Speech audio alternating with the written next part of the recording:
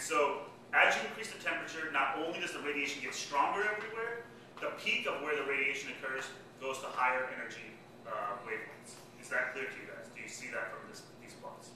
Okay. So the law that tells you, this equation you do need to have written down in your notes. The law that tells you where the peak is called Wien's law. And it is a simple relation given here that tells you at what wavelength the maximum occurs if you know the temperature of the black body. And so K is just, these are just units, right?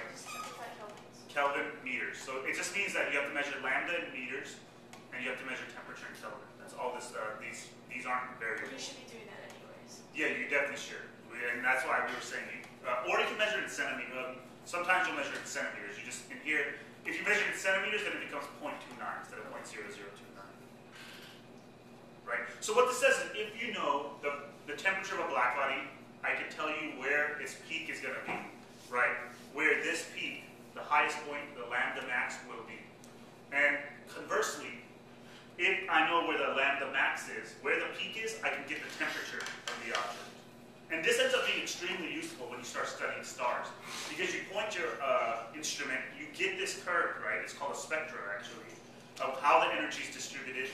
And from that, where it peaks, you can get a lot of information about what the surface temperature of the star is. Okay? So that's Wien's law. That's one important radiation law. The second important radiation law is the Stefen-Boltzmann law. What this law is tells you how much total energy is being emitted by the black body. So what it represents is the total area under the curve. Have you guys started calculus? Have you guys started doing integrals? Or you guys haven't done calculus, right? So when you do calculus, you'll see that the area of this curve, that's under this curve, is the integral of this function. Don't worry about how you actually do it mathematically. This function ends up being a somewhat complex process. I didn't give you the derivation because it's not necessary. The main thing you need to realize is that this law gives you the total energy, and it gives you the energy emitted by a black body. And again, here's the law. Here, J star is the energy density. It's the energy radiated per unit area per unit time. It's equal to sigma T to the fourth. Again, notice, the only variable is temperature. In all of these things, right? This is the beauty of a black body. If you know its temperature, you know everything about that object. And so the amount of energy released by this a black body is just sigma T to the fourth. Sigma is a constant. It's given here. Okay?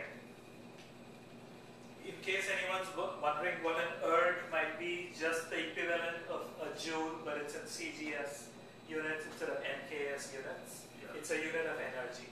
And I think, if I might be wrong, but I think it's 10 to the 7 ergs equals a joule.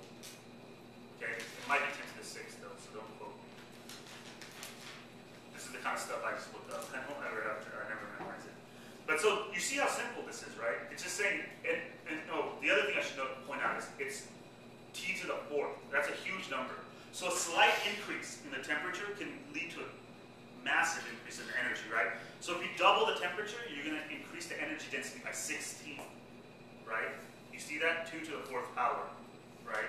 So this is a very large number, and it's obvious, right, when you look at this curve, like 3,000 to 6,000.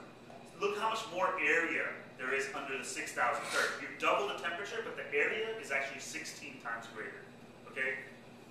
And the area under this curve is the energy density. Don't worry about that so much, just remember this equation, that if you have a black body, its energy density is related to temperature to the fourth power. You'll find this on that sheet of paper, the standard formulae and numbers that I gave you. Yeah. They may not call it J though. I should note, this is a sort of a convention that's used in a particular field of physics. Sometimes people will call it E, sometimes they'll call it epsilon. Don't worry so much about what this is. Just know, don't worry about the letter, just know what it is. It's the energy density, which means the energy radiated per unit area, per unit time, okay? So I have a discussion question for you, and after this discussion question, you guys can take a break, okay? But this is something you guys will probably want to discuss with each other. So the question is, if the Stefen-Boltzmann equation gives us the energy radiated per unit area, how can we get the total energy radiated from an object. And what would that equation be for a spherical object, such as a star? Okay, just to clarify, basically, let's say this was your black body. Okay, that law that just said J star equals sigma t to the power of 4 is saying each unit area of this black body is emitting that amount of energy per unit time. Okay, so that's what that J equals sigma t to the power of 4 means. Each unit area of the black body is emitting per unit time that much energy. So I think this is worthwhile for you guys to talk to each other. How would you get the total energy radiated by something? So that being the case, how would you find the total energy emitted by? I'm sorry? Surface area. Surface area. Yeah, okay, so maybe it wasn't that deep of a discussion. I guess it is a lot of And for spherical object it would be? Yeah, what's Pi r squared 4 pi r squared. times times the sigma t to the equal 30. And that, in fact, is exactly it, right?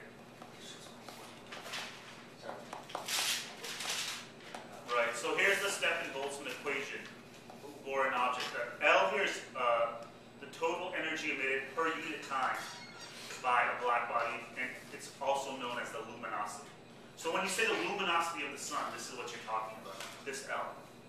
And what it equals, and this is a very important equation, is 4 pi r squared sigma t to the 4th. What is r? the radius of the sun or star. The sphere. Right, exactly. And 4 pi and sigma are constants, right? And so the only other thing is the temperature. So if you know the luminosity and the radius, you can get the temperature. Or conversely, if you know the radius and temperature, you can get the luminosity. It's a very extremely useful equation. So this is the energy emitted per unit time by a sphere of temperature T. So in other words, the power output of a black body which is spherical. The units are power, energy per unit time. T is defined as the temperature on the surface of the Yeah, it's called the effective temperature. It's the surface. You can think of it as the surface temperature for right now. Okay? So this equation is remarkably useful, despite the fact that it's really simple, right? A lot of physics, though, goes into understanding this equation. I've brushed over a lot of that physics, so unfortunately, given the time constraints, we can't go too deeply into it. But I think it's remarkable that if you have a star, you can know how much energy is coming from it simply by knowing its surface temperature and its size. That's what this equation says.